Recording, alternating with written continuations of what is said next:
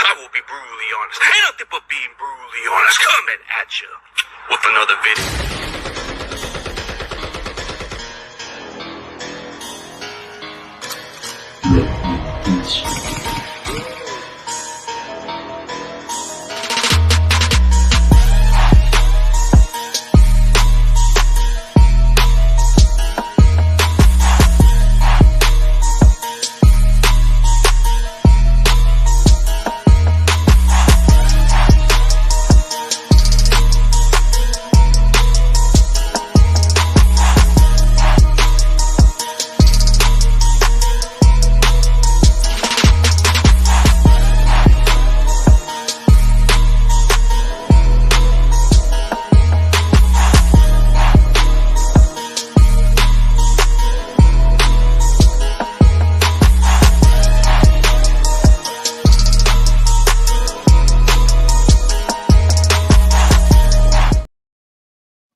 What's up, everybody? Let's welcome back Blaine Grisak. Man, how's it going, bro? Doing fantastic. Thanks for having me back. Looking forward to. I appreciate you having me back on, and looking forward to talking about a hopefully a good matchup this week. Oh yeah, couldn't think of an other Rams fan but you. There was quite a few guys, but you came to my head. And I'm like, I know he was a good one when it comes to those type of updates and all those other stuff. So I had to come to you, man, for sure. Well, I appreciate that, and it's last time I was on you, it was the off season. We're both excited about what these teams are gonna be this season, and then, the Rams have dealt with a lot of injuries since then, and just lost to the Cardinals 41-10. So a little not very optimistic on our side, and then the 49ers obviously have some injuries of their own. So. Oh yeah, definitely. Speaking of that, since you're bringing up this, man, Rams are dealing with injuries. They're starting off 0-2. It's just not something that Sean McVay starts off with, Yeah, obviously very surprising. I'm not sure how many expected the Rams to beat the Lions in Week 1. They made that game close, and I there's really no such thing as moral victories, but if there was a moral victory, there was certainly one there. But yeah, last week losing 41-10 to the Cardinals. I mean, McVay's lost big before. They lost to the Ravens pretty big a couple years ago, lost to the Cowboys pretty big last year. But the Cardinals have always been that team. I mean, as 49ers fans know, if you need a team to get right against, you want to play the Cardinals because that's been almost a guaranteed win the last couple of years. And to get blown out 41-10 was definitely an eye opener. Yeah, definitely an eye opener. But to be fair, it's like these injuries are just they're just too significant. You look at your offensive line, I think only one of your starters is playing, and then you look at your receivers, two of your starting receivers are out. So that's a lot to overcome. Yeah, I mean, thankfully, last week they had Warren McClendon at left tackle, who's kind of their third string third string player at that spot. Thankfully, Alaric Jackson will be back, but moving right it's not looking too promising. You have Logan Bruss, who was drafted in the 3rd round a couple years ago and just kind of hasn't lived up to that draft status, and spent last year on the practice squad. Had a decent preseason, but as I think everybody knows, the preseason is a different beast than the regular season. So a huge question mark there. Then you have Bo Limmer, who they drafted in the 6th round at playing center, and I love Bo Limmer at Arkansas, but again, 6th round pick and kind of an inexperienced player. And at those two spots, the Rams signed Jonah Jackson to play left guard in free agency, and he's on injured reserve, so they're not getting what they expect there. Steve Avila is supposed to move over to center, so that they're not getting what they expect there. And then Kevin Dotson's been dealing with a foot injury. Rob Havenstein isn't 100%. So yeah, a lot of injuries, and then it just kind of piles up from there. You go to wide receiver, and Puka Nacua and Cooper Kupp are both out. And now you're relying on guys like Tutu Atwell, Tyler Johnson, Demarcus Robinson, and Jordan Whittington. And if you compare those guys to the rest to receiving rooms in the rest of the NFL, that's not a very promising group. No, just on paper, it doesn't seem promising. But like they say, next man up. But as far as the injuries that we're dealing with, I mean, you may not have to worry about George Kittle for this matchup from the looks of it. Yeah, you don't have to worry about CMC. I mean, Debo ain't going to come and give you guys a hard time. He ain't playing. So I think your guys' most concern factor is Brandon Ayuk. I think if Brandon Ayuk can get back on where he was, then maybe that would be a problem, Yeah, for sure. As 49ers fans are very, very well know, Debo Samuel has kind of been the Rams' kryptonite, and it seems like whenever Debo has a big game, it happens to come against the Rams. So not having him will certainly be a boost for the Rams defense. But I guess just kind of from your perspective, how has Trent Williams looked on the left side? I know he spent most of the offseason out with the contract stuff, but Jared Verse for the Rams at edge has looked pretty good for the first 2 weeks. So I'm really, I think, interested to see kind of how he looks going up against Trent Williams, who's great, obviously. I mean, Trent in the first week of the season, he did pretty solid. But against the Vikings, he had his off day. But, I mean, as far as matchup-wise, from the looks of your rookie Jared Verse, he looks promising for you guys. I mean, if Trent just had an off day, then maybe it's an off day. But I hope it's not another repeat of this off day. But, the guy's 36 years old. He's trying to get back into football shape. So that kind of takes a little bit of that shaking the rust a little bit. Yeah, and I think you kind of look at the Rams last week. There were times where they had Kyler Murray in their grasp, but he's so elusive with his athleticism. And Brock Purdy is athletic, but the Trent Williams, I think, is the most important player on that offense, just because he kind of gives Purdy that confidence that nobody's gonna be coming from that side. And I mean, like I said, Purdy has the ability to move around a little bit, but he's not Kyler Murray by any means. So definitely kind of for the Rams defense, it's going to be crucial for them to get to Purdy and kind of get him off his rhythm a little bit and force him into mistakes. Yeah, I mean, I feel like on paper, from the preview of how we look at it, it seems more of a disadvantage to you guys from the looks of it. I don't know. It's any given week, but what would it take for you guys to make this game even close or even try to pull an upset, in that perspective? Yeah, I think through the first 2 weeks, the Rams have really struggled to stop the run. So I think you look at Kyle Shanahan. He's not a head coach that's afraid to run the ball 90 times a game if he has to. I think you look at that I think was it the NFC Championship game or NFC Divisional game a couple years ago against the Packers, where was it Jimmy G threw like 10 passes the entire game. So Kyle Shanahan is not afraid to run the ball, and that's really where the Rams defense has struggled. I think they gave up 121 yards to James Conner last week.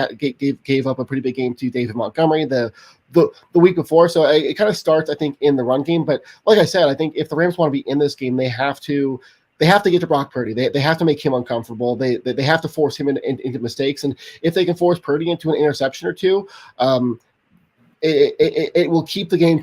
It will keep the game close, I think. Yeah. I would think that would be your hope right there, is to keep it very close and expected. But like you said, this run defense is just terrible. Like you just said about the Lions and when the Cardinals, James Conner had a ball game. You looked at Gibbs, he had a pretty solid game too. But then you saw what Montgomery did. Like what you saw with Jordan Mason the first 2 weeks, everybody kept thinking, "Oh, we're not going to be doing much without McCaffrey." Maybe missing McCaffrey is going to hurt us a little bit, but having a good running game like Mason can just pick up the slack a little bit. Yeah, it certainly. I think missing CMC, I think certainly is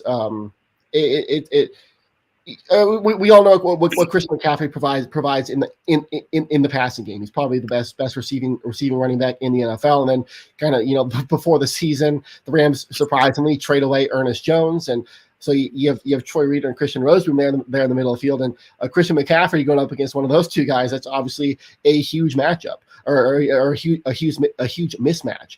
And kind of same thing with George Kittle being out.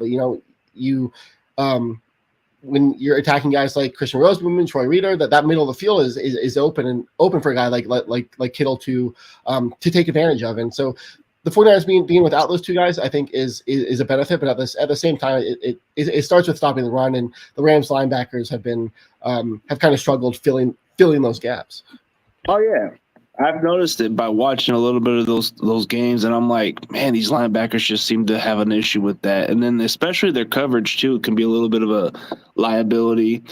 I mean, then you look at some of your guys' secondaries. I think you guys are having some injuries in the secondary. So is there like a word that your guys are going to promote Witherspoon to your active roster, or nothing yet? I don't think anything's official yet. I wouldn't be surprised. I wouldn't be surprised if it happens because they do just kind of need some bodies there. Last week, Marvin Harrison Jr. just absolutely. I mean, Marvin Harrison Jr. is a generational talent, obviously, but he absolutely ripped apart the Rams secondary.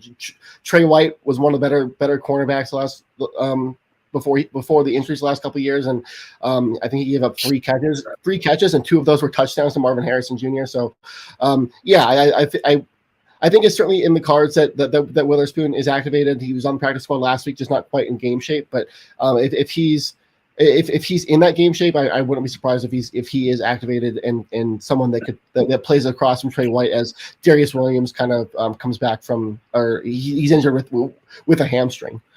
Yeah, because I looked at the injury and he's been ruled out of there. So I'm guessing since they signed Witherspoon to that practice squad, that does indicate that he would have to be promoted or something like that. Yeah, definitely, and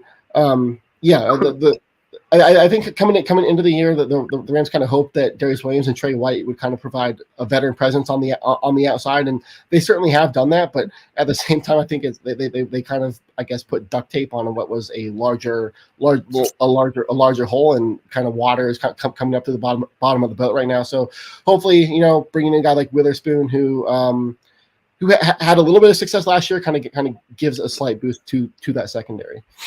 Yeah, I mean, he was good on your last year, but I think going against certain receivers, that's where he struggles. I mean, I've seen him from firsthand what he was, but coming to you guys last year, he wasn't too bad. But when you look at how the Rams are going to have to execute, man, I feel like you guys kind of a little bit abandoned the running game a little bit at times. And I feel like that's what the Rams needed to go with, is feed Kyren Williams the ball a little bit. Maybe against the Lions, they should have had this game, winning the game right there by running with Kyren Williams. Yeah, the run game so far has been non-existent. But like we said earlier, I mean, I think the injuries to the offensive line have prevented the Rams to run the ball the way that they would want to. The big reason for signing Jonah Jackson and moving Steve Avila to center was to get really big bodies up front and be able to kind of out physical defensive lines. And so far this season, they just haven't been able to do that because of the injuries. But yeah, at some point they have to find a way to get the run game going. Right now it's been the Kyren Williams show, but they drafted Blake Corum in the 3rd round, and he's been someone that outside of garbage time last week just hasn't really seen the field. So I mean, with the way the offensive line is right now, you can't just expect to drop back 40 times with Matthew Stafford and expect to win football games. It's a recipe for disaster, whether it's turnovers or Matthew Stafford getting hurt himself. So yeah, Kyren Williams is probably one of the more important players on this offense last year, and they really need to find a way to get him going. Yeah, if they can get that going, that does take a little pressure off Stafford a little bit, and then I've seen a couple of your wide receivers, outside of Puka and all that, I think there's going to be this one guy that everybody was hyping about in the preseason. I checked him out in the preseason. I was pretty high on him coming into the draft, and I thought maybe if he would have slid, maybe the Niners could have took a scoop on him, but the Rams took this guy. So I think Jordan Whittington has an opportunity to showcase that he can be that guy for you guys. Yeah, I love Jordan Whittington. He was someone that was hyped up, like you said, all off season. People started to make the Puka Nacua comparisons a little bit, but I think that's a little bit unfair. But yeah, it's certainly an opportunity for guys like Jordan Whittington, for even a guy like Tutu Atwell, who's kind of underwhelmed throughout his career. But yeah, I wouldn't be surprised to see Jordan Whittington be that guy in the slot. He really. That first preseason game was really impressive. Really impressive what he did. So if he can kind of get a rapport going with Matthew Stafford, he could become a focal point of the offense. Yeah, I mean, because I know in Texas offense, I know he was the 3rd best receiver, but still, what he did in college was he was making tough catches and all that stuff. So I look at a guy who makes tough catches, makes consistent plays, and even though the production doesn't speak itself from those other receivers, at least he was the dependable guy. So I felt that the Rams got to steal with that guy. And then you look at the rest of the guys, your offensive line, you guys were investing a lot on offensive line, but the injuries just kept it's just, it happens. You know what I mean? Yeah, it does, and I mean, you go back to 2022, and the Rams had a historic number of injuries to the offensive line, and this year it's kind of been reminiscent of that. And I mean, at the end of the day, the best quarterbacks need an offensive line to be able to function. The best offenses need it, as you know, everything starts up front, and it just there hasn't been a lot of push in the run game. Last week, Warren McClendon really struggled on the left side, and Stafford was consistently under pressure. So, yeah, it all starts up front, and just with all the moving pieces, it's been hard for there to be a consistent group of five that's able to build that chemistry and cohesion that you really need over the course of a season. Yeah, for sure. So now that you look at this matchup, do you feel like for Brock Purdy to prove himself for this game with not much weapons, does this give him the opportunity to prove that he can be the guy? Some people think, oh, he's not the guy. Let's see what he does with less weapons. So there's potentially no George Kittle, no CMC, no Debo. All he has is Ayuk and just Jennings, but Ayuk isn't quite himself yet. Yeah, Ayuk has kind of started slow after his contract drama over the offseason, but Juwan Jennings, I absolutely love his game. He's someone that he's that guy you forget about on 3rd and 12, and all of a sudden he's wide open 14 yards down the field to pick up the first down. So I like what he brings to the table. I think at the end of the day, I think Kyle Shanahan's going to find ways to make the best of the situation. And I think it kind of, as you know from when I was on last time, I'm a little higher on Brock Purdy than I think a lot of Rams fans. I think he doesn't get a lot of credit that he deserves. He does a lot more out of structure than he gets credit for.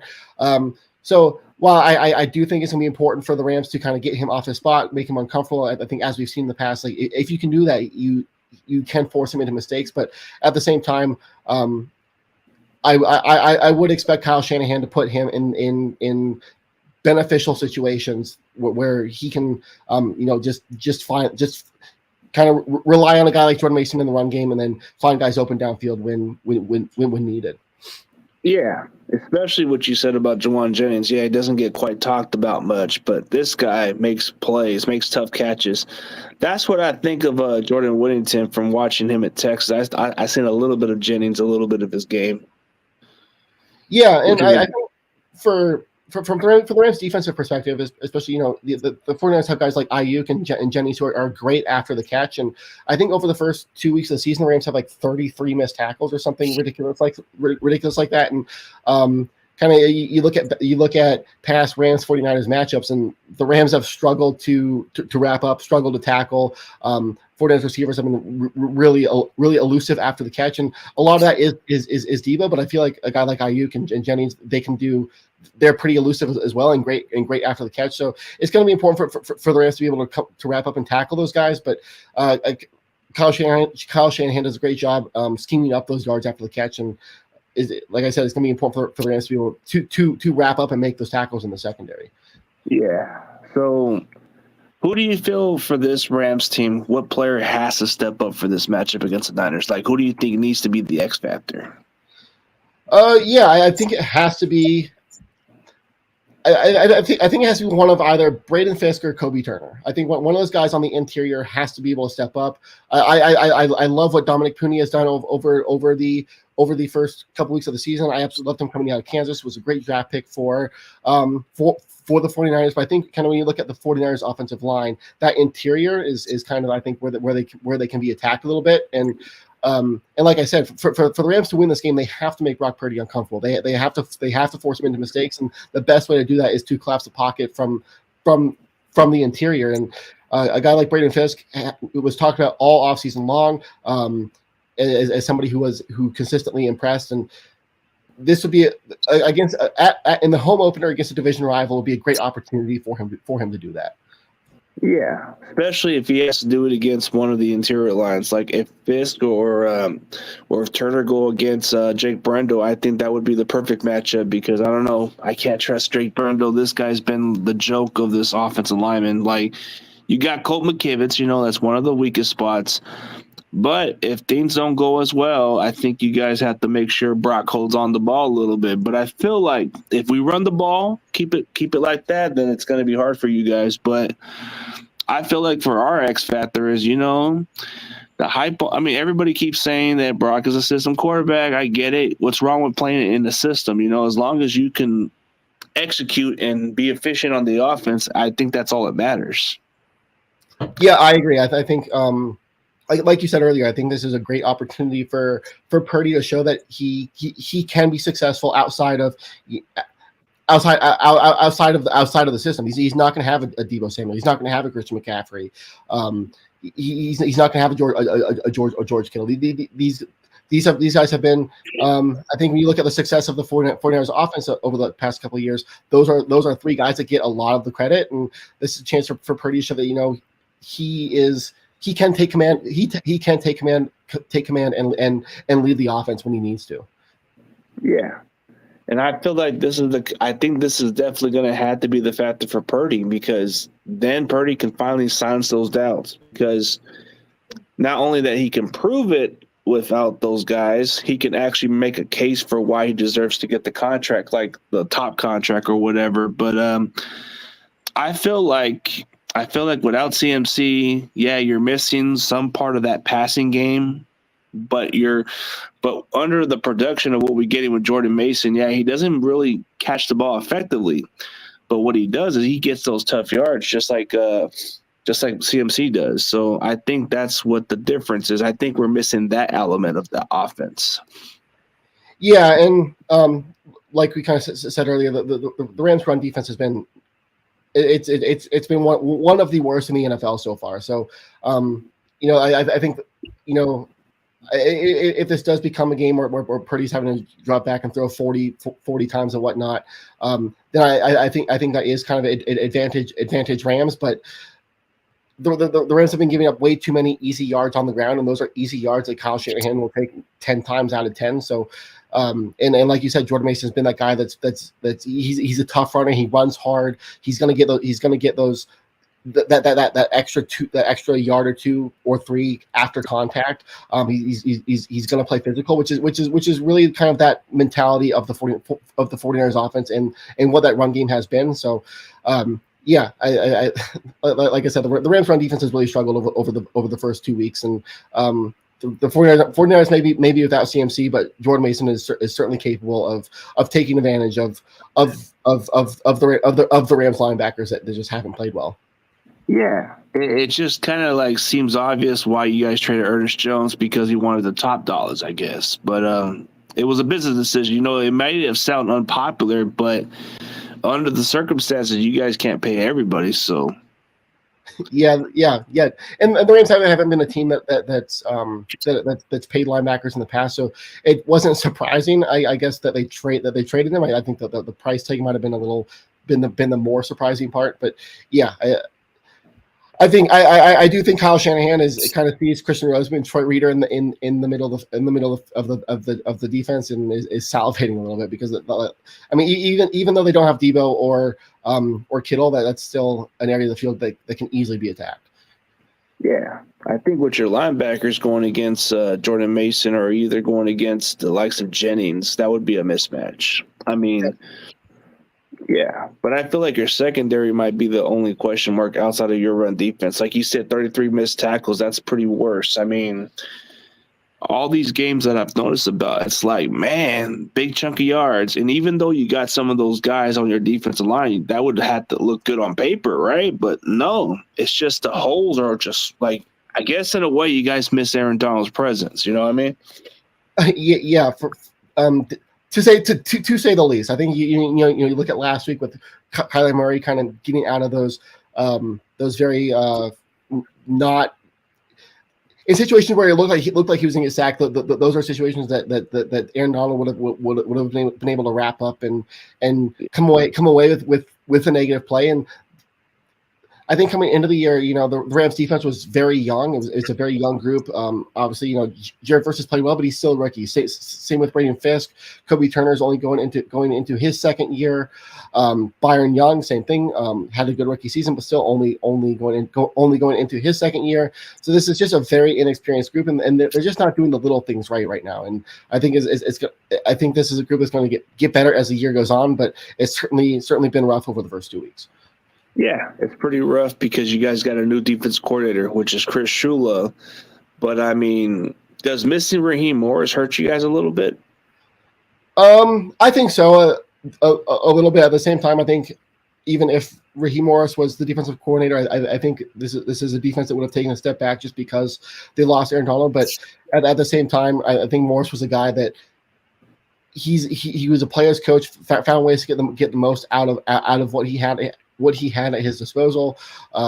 Chris Shula has never been a defensive coordinator before, so Raheem Morris obviously was a little bit more experienced in that regard. But yeah, it's with an inexperienced defensive coordinator, inexperienced defensive personnel, it's gonna have its speed, its bumps, and it certainly has to start the year. And like I said, I think this is a group that does get better as the year goes on.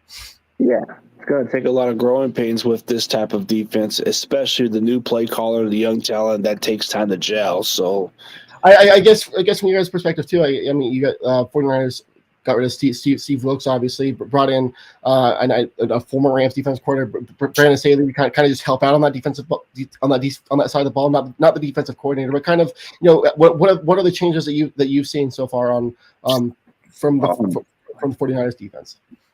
From the changes from the 49ers defense is maybe the run defense isn't quite as bad as it was. I mean, I see that the coverage is a little bit better, but against the Vikings, it's a little iffy, I feel like our secondaries are able to make plays. I feel like the defensive line is able to really make some good plays out there. Like, I like what I've seen so far from our defensive line. Like, Malik Collins seems really good. I like what I've seen from Malik Collins, who we got from the Texans. I feel like Leonard Floyd. I feel like this is the game for Leonard Floyd to prove otherwise that you guys made a mistake cutting him a couple years ago. Yeah, no, I agree, and it's going to be a great opportunity for him. Kind of, like we've said, the Rams' offensive line has been kind of banged up, and this could be a huge revenge game for Leonard Floyd for sure. Yeah, but how did you feel about the move when they had to move on from? Was it just a cap space situation, like you said?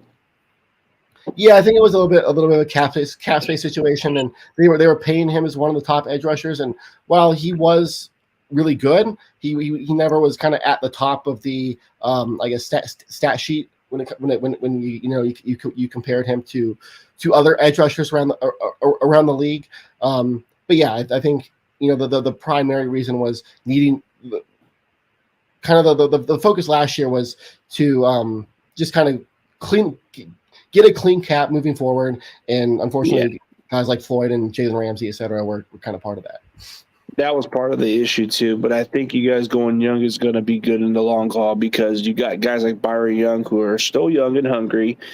You got Jared Verse, Braden Fisk, you got Kobe Turner. So I would think as soon as they get to those growing pains and get better with the new play caller, I think things will start to click. So I was told before from another Rams fan that they expected a little bit of growing pains from this defense because they felt like there was a lot of changes. So it was going to take a lot of adjustment. So, and I know the first two games, it's very frustrating how it's going with Chris Shula, but I think as the season goes on, it's going to get better. Yeah, I agree. And I think there were a lot of overreactions last week after the 41-10, after losing 41-10 to the Cardinals. Like I said, nobody really expected that, and there's already talk about fire Chris Shula, et cetera. And I think it's just like I said, it's just going to take time. This is a very young group. There's going to be growing pains. Chris Shula is kind of finding his way as a defensive play caller. And yeah, and it's as we kind of know with young players, it takes time for them to develop. And I think as this group and Chris Shula as a play caller, as they kind of grow together, I think it will work out. Hopefully, it works out in the long run. Yeah, you're hoping it works out, but I think it takes time because they took it with Robert Saleh. When we had Saleh the first years, or when we were like started off from scratch. It took some years. It took him a while to adjust, and now he's a head coach of the Jets. You see it with DeMeco Ryans. It took him a while to adjust. I mean, Steve Wilkes, we thought it would work out, but I guess it just wasn't the case. But Nick Sorensen, I guess you expect a little bit of a growing pain situation because he had a good Monday Night Football game. And then against the Vikings, not so much. So there is that growing pain that you're going to go through because it's a new play call. It's like every year we tend to lose some coaching staff. So it's like a different adjustment. We got the talent. It's just the coaching staff difference. You know what I mean?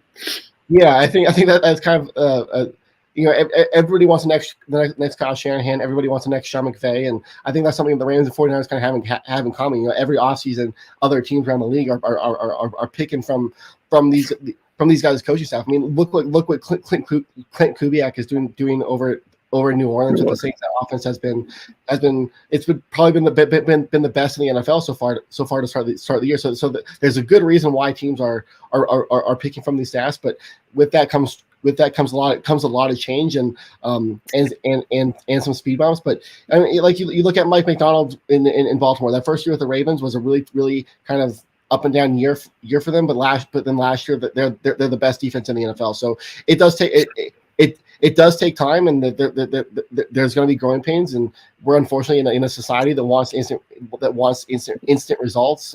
But yeah, I think it takes time. Yeah. Yeah, compared with new play caller, it's going to be rough at first. Yeah. So so before we get to the end of this topic, I mean, I know you're probably just gonna not think too much of the scoreboard, but how do you feel about this game? Do you feel like there's a chance inside of you, or do you feel like I don't know, man? Yeah, I think I'm cautiously optimistic. I think without CMC, without Debo, if George Kittle is out, I think that certainly plays into the Rams' favor. Defensively, like outside of Darius Williams being out, it's a pretty healthy group, and guys like Jared Verse, he has been able to create pressure over the first 2 weeks. I mean, you look at the Lions game, and the Rams defense made Jared Goff uncomfortable, and they almost forced it into some pretty big mistakes. Had in the fourth quarter, had Kobe Durant pulled down the interception with, I think it was like 4.5 minutes left to go. If he pulls that in, the Rams probably win that game. But those are the plays that it's a difference between winning and losing. And then kind of last week was just a situation where the game kind of got away from them a little bit. But yeah, I think this is a game where I don't know if I'm going. I don't know if I'll predict a Rams win, but I'll say it's going to be a lot close. It's going to be close, and maybe similar to how the Rams played the Lions, where it was pretty close throughout. They gave it a good fight and made it respectable. I mean, you want them to be resilient and be able to play hard. So because the last game they just didn't seem to play up to that level, but I feel like with this Rams team, it's a lot to overcome, especially with this Niners defensive line. They're going to have that opportunity to get to Stafford, but we all know Stafford can make something out of nothing if he wanted to. I mean, you look at the weapons. I mean, there's no Puka and Cooper, but maybe he'll make something out of nothing. I mean, he made Kenny Galladay into something. And where's Kenny Galladay nowadays? Nowhere. I mean, if Stafford can do something, then we'll see. But I feel like if you guys can get a running game going, then maybe that would help Stafford in that way. But in a way, I just feel like this game seems like kind of like a like you said, this would be like a bounce back game for us in a way, because the way how you guys were playing the Cardinals, that would be your kind of game. The way we played you guys, this would be exactly the advantage. But in the previous years, Seattle gave us the most problems, but not so much no more. So, I mean. Yeah, no, it's definitely, I think, like you said, the 49ers have kind of had the Rams number over the last couple of years after kind of a disappointing loss last week to the Vikings. It's certainly an opportunity for the 49ers to get right. I think if they I think if they do lean on Jordan Mason and get that run game going, and like I've said, that the Rams have really struggled in the run. If they can get Jordan Mason going, that helps out Brock Purdy being without a lot of his top weapons. So it kind of all starts there, and yeah, it's a chance for the 49ers to, like I said, get right and kind of get back to get back on track where they want to go this year. Yeah.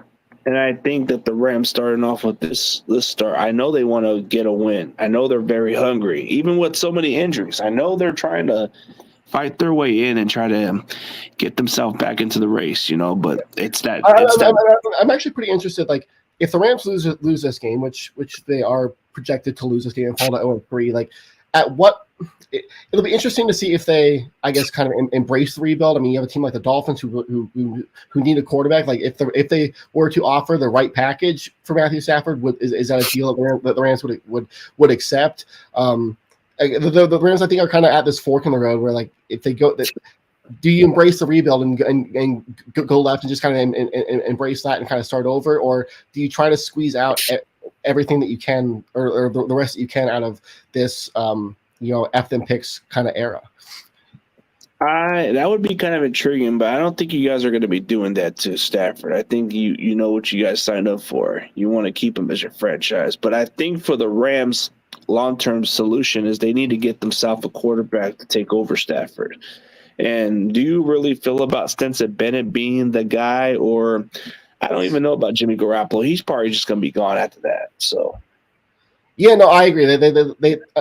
I would be surprised if they got rid of Stafford. I think it might, if they start 0-3, 0-4, maybe it's a conversation that they have to have.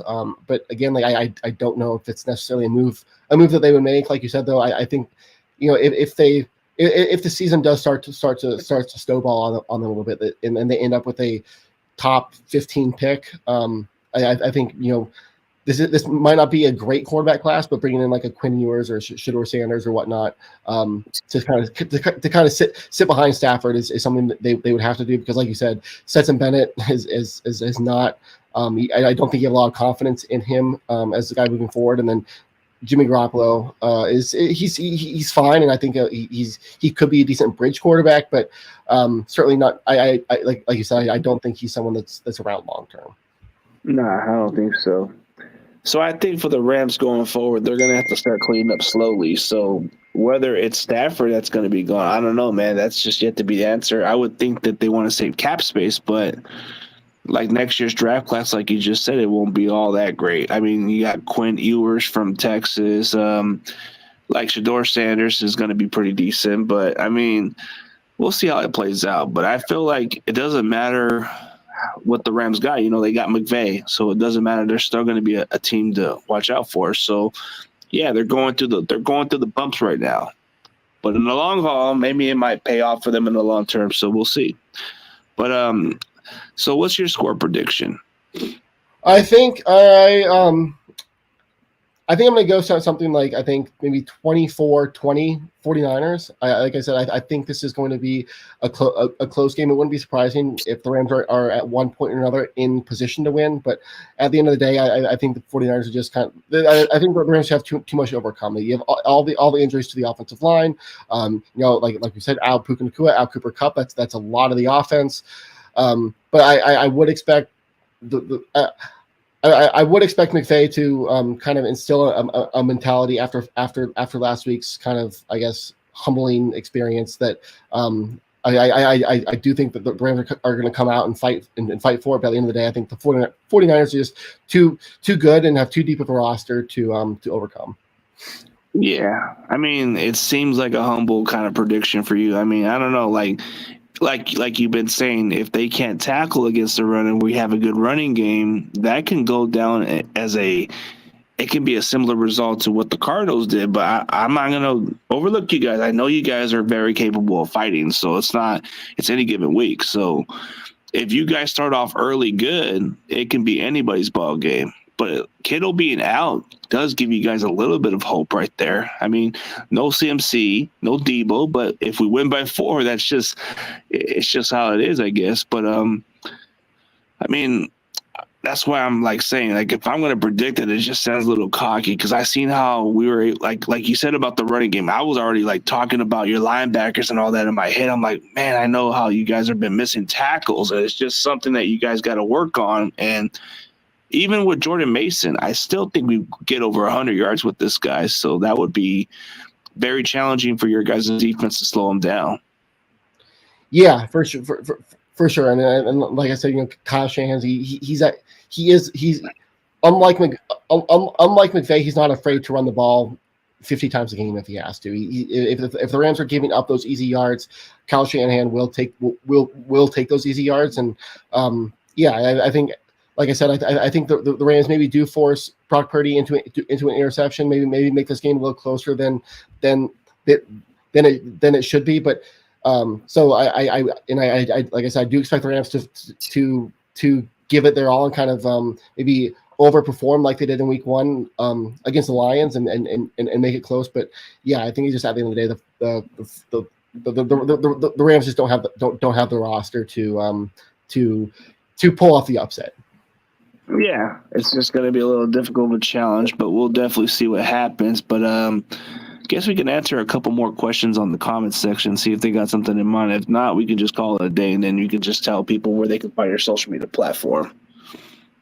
But, speaking of this matchup, I think that's the intriguing part is your defensive line versus the Niners offensive line. I'm kind of intrigued how we're going to hold up on your guys' defensive line because I wouldn't say they're slouched. They're pretty young and hungry, so I wouldn't take them lightly. I think our offensive line has to prove that they got to play good, so why not prove it against your guys' defensive line? Yeah, I think the Rams' defensive line has a lot of upside. I think you have seen that, but with the youth, it's kind of come that some undisciplined play, which is failing to wrap up in the run game, not finishing plays and whatnot, being undisciplined in the pass rush lanes, not staying in their gaps, etc.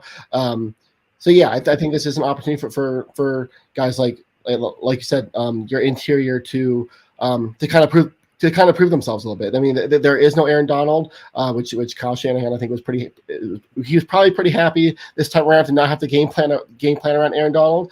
But still, I think Braden Fisk and Kobe Turner and Jared Verse provide their own unique challenges.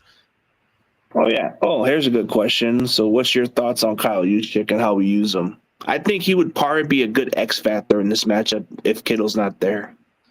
Yeah, Juszczyk, I think, is a guy that Rams fans are a little jealous of. I guess Juszczyk has kind of made the fullback position relevant in a sense. He's kind of that hybrid fullback tight end, and with Kittle being out, Juszczyk might be a guy that Kyle Shanahan kind of relies on a little bit a little bit more in the passing game with Kittle not being there, and in the run game too. I think we all know Juszczyk is a really good blocker and could help open up some holes for Jordan Mason. Yeah, I guess in a way, but hey, what's up, CPG? I guess he's talking stuff, but I guess he's okay.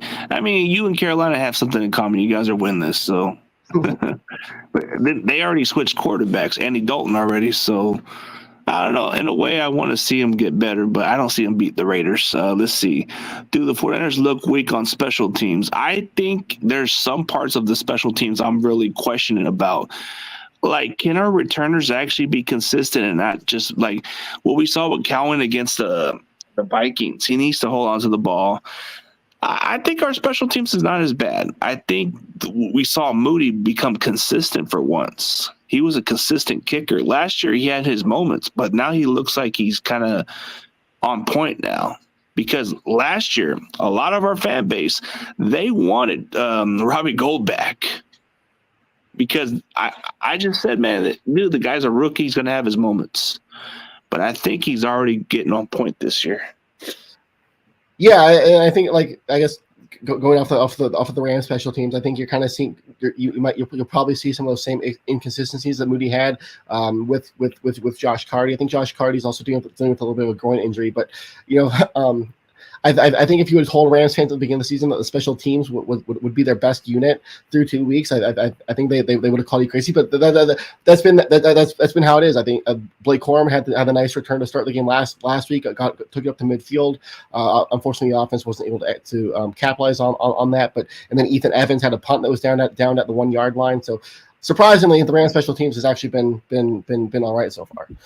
Yeah, they've been all right. They haven't given up those big runs or those return plays, but yeah, dude, that's what I was saying because I've seen it last year from our fan base. Even some of them are saying, "Oh, get rid of him, get rid of him." I'm like, why? He only missed like 4 kicks as a rookie and 1 extra point. CG, with Kittle out, is it possible we see us elevating Braden Willis? I think it's possible because if Kittle doesn't play, what other tight end are we going to use? I mean, we do have, what's his name? Eric Solbert, Jake Tong. Maybe you put in Juszczyk at tight end a little bit. I don't know. But what would they use Braden for? We'll see. Maybe it's possible. They might want to use him for different situations, but we'll definitely see what happens.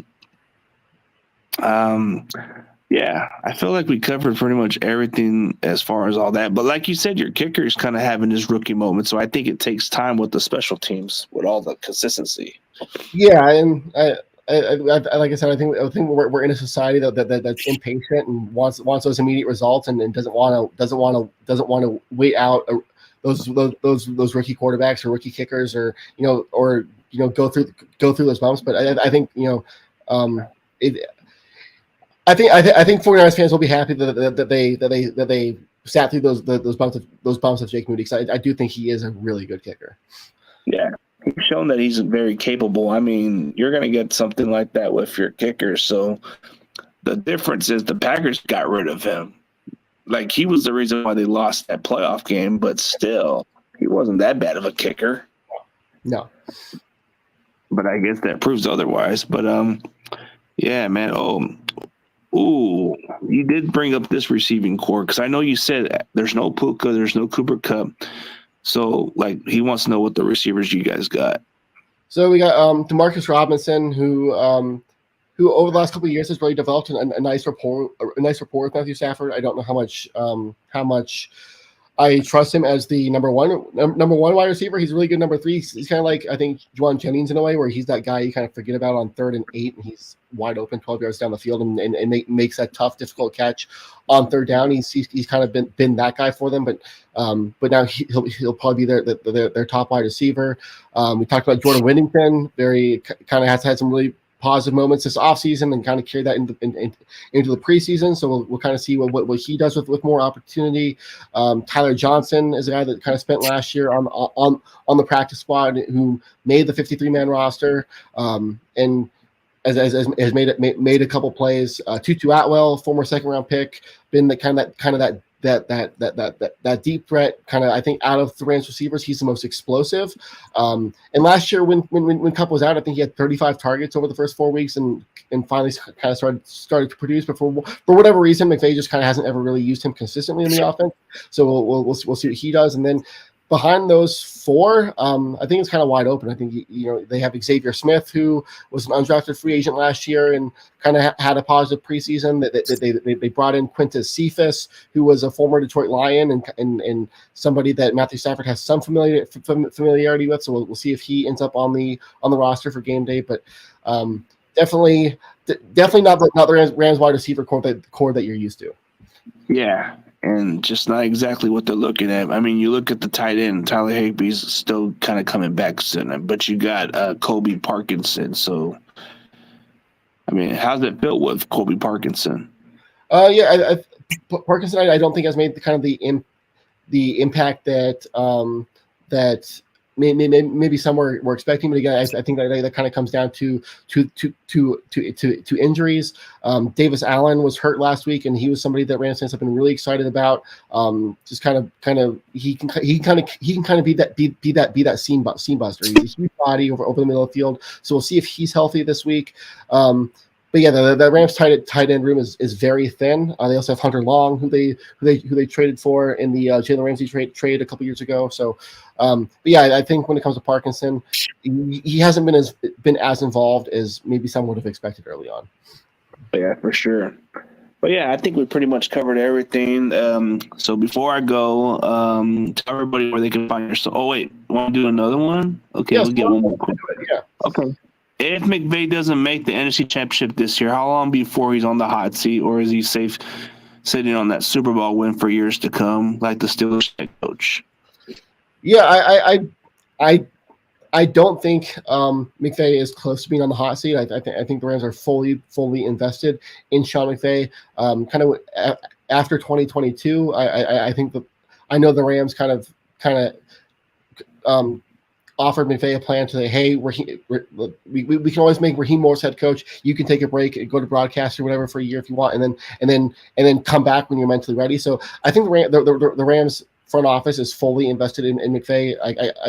I could see it being like a Mike Tomlin situation where he's just kind of, even if he pulls out just kind of those mediocre 9-8, 10-7 type records, maybe he gets bounced in early on in the playoffs pretty consistently. I think his job is pretty safe. I don't think the Rams are I don't think there's a case within the next 5 years that McVay is on the hot seat. Yeah, I don't think he'll get the treatment of what's his name, Patterson. He ain't gonna get that treatment from what the Eagles did. No. Oh. Ooh, I like this question, actually. Let's go here. How much of a loss has AD been inside and out the locker room? Yeah, I think he's been I think that's probably an underrated part of his loss. I mean, we all knew what Aaron Donald brought on the field. Absolute dominant force. But he was a huge mentor for Kobe Turner last year. And a big reason why Kobe Turner had the rookie season that he did. So I think that locker room presence, that leadership, the Rams are really missing that type of leader along the defensive line. And so yeah, I think that's maybe been underrated and maybe not talked about enough loss with AD. Yeah, it's going to be hard to replace a Hall of Famer caliber guy. So what's up, David Corona? I guess we pretty much got everything. So before I go, tell everybody where they can find your social media platform, man. Yeah, you can find all my articles at turfshowtimes.com, and then you can follow me over on Twitter at @bgrisaktst. I like to consider myself maybe one of the more level-headed Rams fans. So even though you follow 49ers, be sure to give me a follow over there. Yeah, whether I'm a rival fan or not, I like to get his scoops a little bit. I like to get little details. But yeah, okay, I got you, Gavin. I'll get you later. But hey, everybody have a nice day, and we'll see you next week.